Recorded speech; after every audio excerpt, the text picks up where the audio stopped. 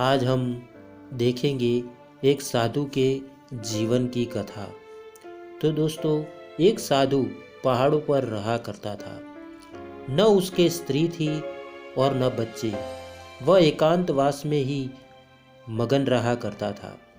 इस पहाड़ की घाटियों में सेब, अमरूद, अनार इत्यादि फलदार वृक्ष बहुत थे। साधु का भोजन यही था, इसके सिवा और कुछ नहीं खाता था।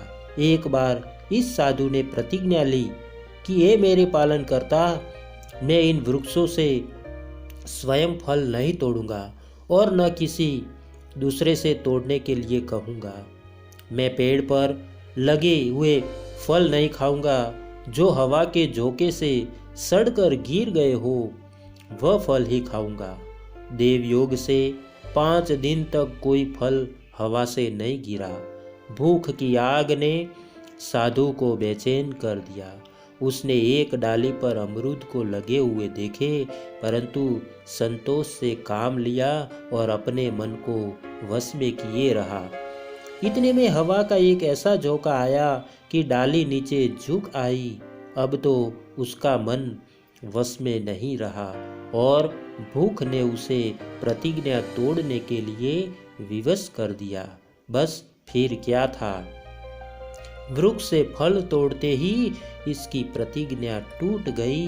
साथ ही ईश्वर का कोप प्रकट हुआ, क्योंकि उसकी आज्ञा है कि जो प्रतिज्ञा लो उसे अवश्य पूरा करो।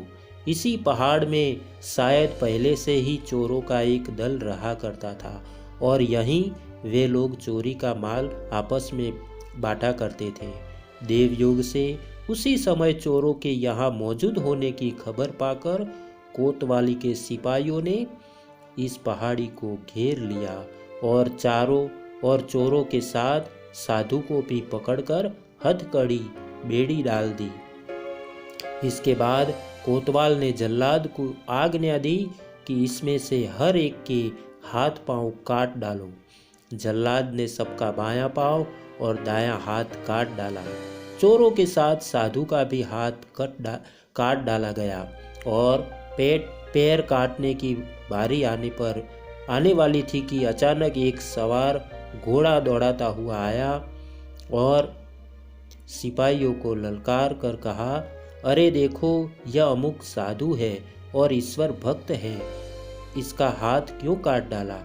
यह सुनकर सिपाही ने अपने कपड़े फाड़ डाले और जल्दी से कोतवाल की सेवा में उपस्थित होकर इस घटना की सूचना दी।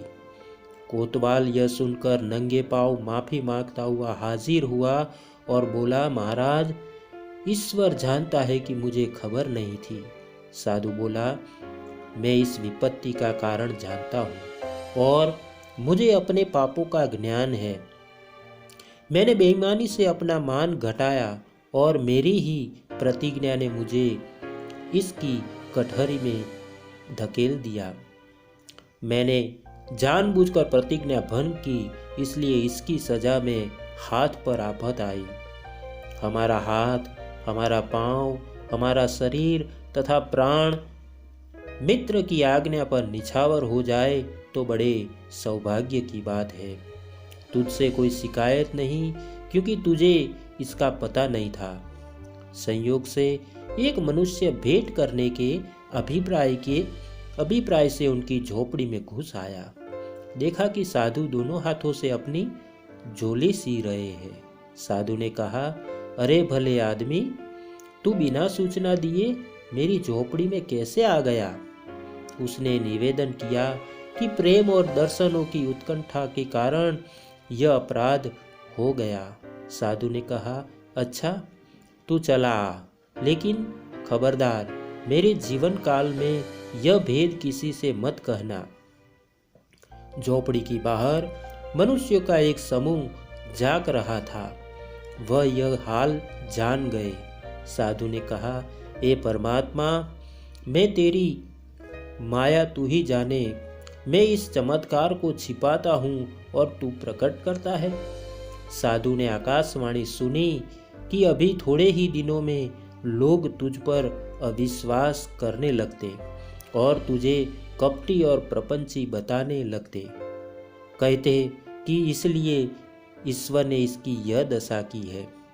वे लोग काफी न हो जाए और अविश्वास और भ्रम में ग्रस्त न हो जाए, जन्म के अविश्वासी ईश्वर से विमुख न हो जाए, इसलिए हमने तेरा यह चमत्कार प्रकट कर दिया है कि आवश्यकता के समय हम तुझको हाथ प्रदान कर देते हैं।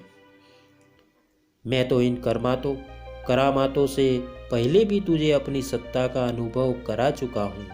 ये चमत्कार प्रकट करने की शक्ति जो तुझको प्रदान की गई है वह अन्य लोगों में विश्वास पैदा करने के लिए है, इसलिए इसे उजागर किया गया है।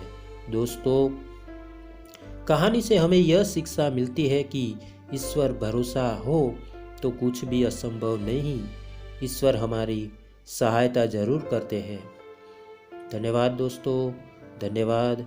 अगर आपको यह कहानी अच्छी लगी है तो एक लाइक और एक शेयर ज़रूर करना दोस्तों।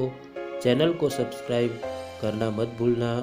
आपके प्यार को इसी तरह देते रहना, क्योंकि हम आपके लिए इसी तरह की अच्छी और मनपसंद कहानियाँ लाते रहे। धन्यवाद दोस्तों, धन्यवाद। फिर मिलेंगे एक और नई कहानी के साथ। तब तक के लिए धन्यवाद। जय हिंद।